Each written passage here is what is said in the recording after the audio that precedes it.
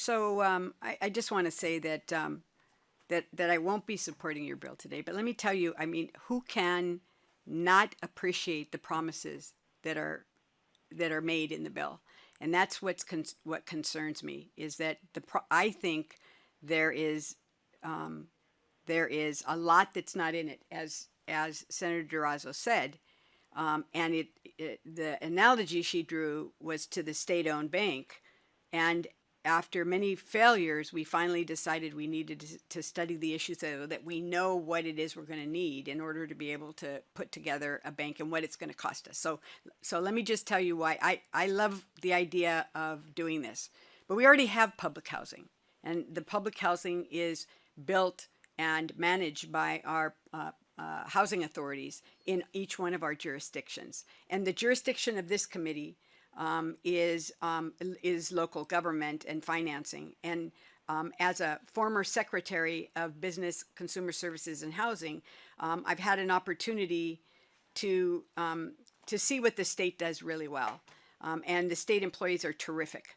That's the bottom line. But when the state gets involved in doing what the private sector does, and then you have to be careful, because what we would be doing is setting up a whole new agency, and that agency would have to hire from the public sector and would have to set up the infrastructure in order to be able to do any of the work that's been identified, and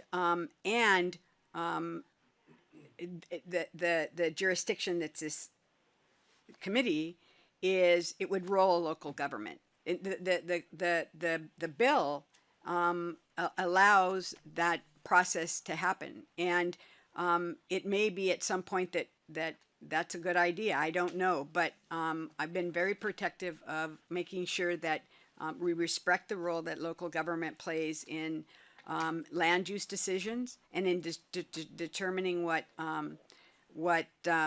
the community should look like and how it should happen. And I've been very critical of those communities that haven't built their affordable housing, because in my communities, we built the housing for a wide sector of the population that didn't even live in our community, but couldn't find housing anywhere else, and we're moving in and driving up the cost of housing. So I'm real sensitive to that, and to making sure we protect the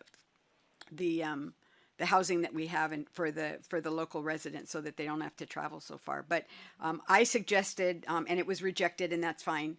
It's part of the give and take, a pilot project where we start off small and develop a proof of concept, so that we know exactly what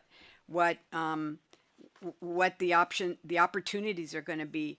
I worry about this big bold, right? But we spend a bunch of money and then we don't get there, or we spend a bunch of money and then the economy is not what it should be, and it's one of the new programs we've started and we can't afford to continue it. So I need to know,